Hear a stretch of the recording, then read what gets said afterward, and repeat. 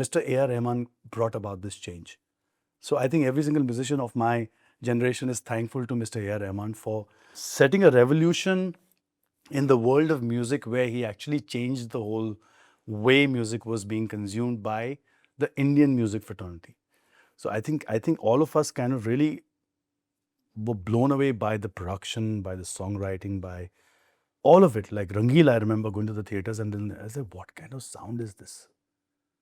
Like, it just blew my head out. And then at that point, Ismail Bhai was doing amazing work.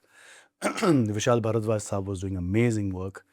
And these were the few people, and we came at the same time. Vishal and I came at the same time when things were changing.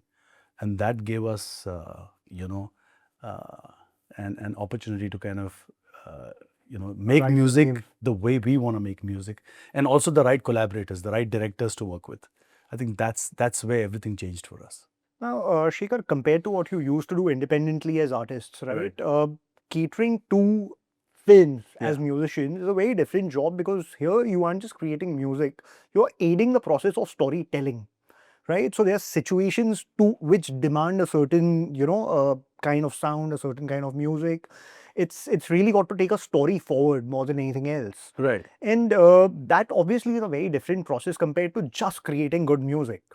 How how did you, in fact, back in the day, go into marrying this whole thing of, being live performers and being more indie musicians into getting into this whole mood of creating music to take a story To a forward? situation. Yeah. I think all of us, while watching Hindi films, we have seen how a scene goes into a song, and we know about the format of it. Like, we all were familiar with the format. But indie music is nothing but creating a situation in your head. Indie music means you are a director, you are the producer, you are exactly. You can decide that you're in the mountains, or you're near the river, or you're near the sea, and you have this kind of sound, and you have these voices, you have these words which are playing in your head. You have a certain kind of imagery which, as an indie musician, you have, and then you make a song which doesn't go into any film.